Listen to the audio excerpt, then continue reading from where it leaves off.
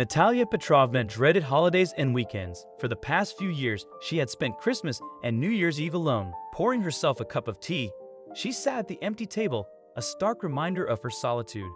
She had divorced her husband long ago, and her only son, Andrei, had died in Afghanistan during a senseless war.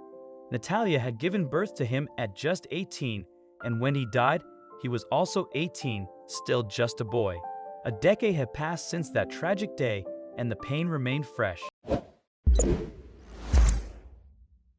Initially, she struggled to cope.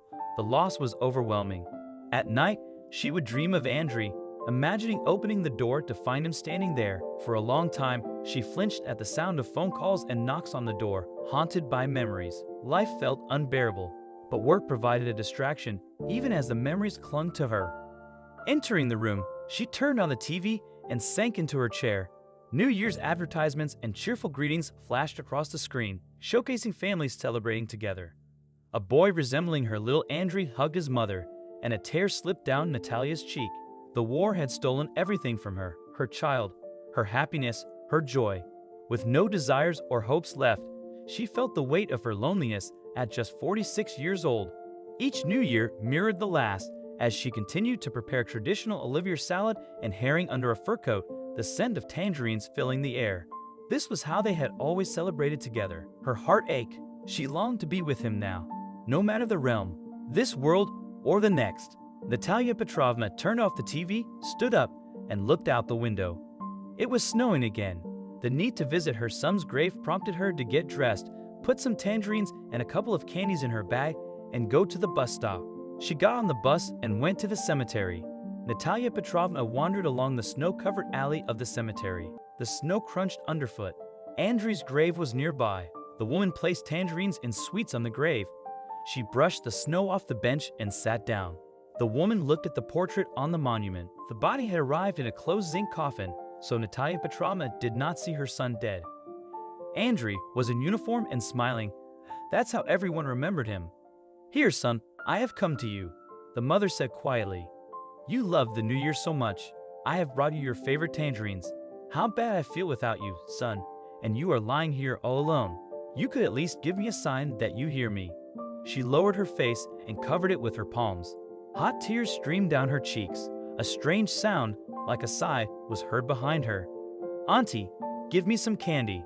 A quiet child's voice called from behind her. She turned around. A boy of about 6 years old stood in the snow behind the fence. A grown puppy sat next to him. The boy's frightened eyes looked at the woman. It was obvious that he was completely frozen. "Come here, baby," the woman called tenderly. "I would treat you, but you can't take from the grave. I don't have any more candy with me." "Where did you come from?" "The dog brought me here," the boy answered, stroking the dog's head. "Is this your dog? She is so beautiful," asked Natalia Petrovna. "No, I met her near the store, and she called me to follow her, so I went, and she brought me to you." "I thought it was your dog," the boy said. Andrei once dreamed of having a dog, but Natalia Petrovna was against it at the time, considering it troublesome. But now, she would take at least 10 dogs if only her son were alive. The dog saw the tears in her eyes, whined, walked up to the woman, and buried his nose in her palms. Natalia Petrovna stroked him, her heart aching with pity. "Auntie, I think he's homeless. Take him in." "It's so cold outside," the boy asked. "Where is your home?" the woman inquired. "Over there," the boy said, pointing towards the small wooden houses. "Mom and Uncle Styoba are sleeping drunk. There was nothing to eat at home, so I went to the store. Maybe at least someone will give me some bread," the boy added. "Oh my God, how is this possible?" Natalia Petrovna was surprised. "Are you coming to visit me? I have a salad and some candies with tangerines, but let's warn your mother." The boy nodded and asked, "Shall we take the dog?" "Well, of course. Where would we be without her now?" "And what is your name?" the woman asked. "Drunya. Actually, my full name is Andrei, but my mother calls me Drunya," the boy replied. Natalia Petrovna almost lost consciousness. She couldn't believe it. Their house was cold and smelled of mold. There were empty bottles and rags everywhere. There were 2 bodies lying on the bed, and Natalia Petrovna tried in vain to reach them for about 15 minutes. "They won't wake up until morning now," said Andrei. tightly squeezing the woman's warm hand. "We'll write them a note." Natalia Petrovna took a notebook and a pen out of her bag. Having written the address and home phone number on a piece of paper, she put the note on the table. "Well, now we can safely go visit," she told the boy and his friend, the dog. The puppy looked up at her with intelligent eyes and wagged his tail. The boy devoured the salad, drank tea with sweets, and watched cartoons all evening. The well-fed little dog lay on a new rug that had been sewn for him. New Year's Eve passed, and no one came for the boy. The worried woman decided to visit the boy's mother. She couldn't take the child to a cold house so that he could wander and beg again. When she arrived at the house, she ran into the local police officer. It turned out that at night, Andrew's mother and her partner had been poisoned by carbon monoxide in the house when they closed the damper in the stove too early.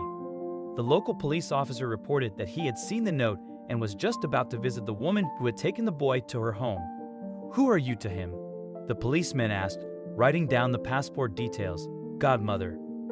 Without thinking, Natalia Petrovna answered, "Okay, let the boy stay with you for now, then they'll contact you," said the local police officer. Natalia Petrovna did not know how to explain to the boy what had happened to his mother. She decided not to say anything for now. In the meantime, she came up with a story that her mother had urgently left and asked Andrei to stay with her for now. "I prepared a separate room for you and the dog. What shall we name the dog?" "He's always just a dog," the woman asked. "Olivier," Andrei said confidently. Natalia quickly secured guardianship of the boy and eventually adopted him. She felt as if she were in seventh heaven. As time went by, the boy grew attached to her, embracing his new role as her son. Without needing words or explanations, he seemed to understand what had happened to his mother and didn't even expect her return. Children like him mature rapidly. A year later, as Natalia Petrovna left the cemetery, she paused at her son's grave. His portrait smiled back at her. "Thank you, Andrei, for the Christmas gift," she whispered. "Now I know for certain that you can hear me." What do you think of this story? Let us know in the comment section. I hope you liked this video. Please give it a thumbs up and share it with your loved ones. Also subscribe and press the bell icon / to never miss the update from our channel. If you'd like to show some extra love, tap the 3 dots near the share button and send a super thanks.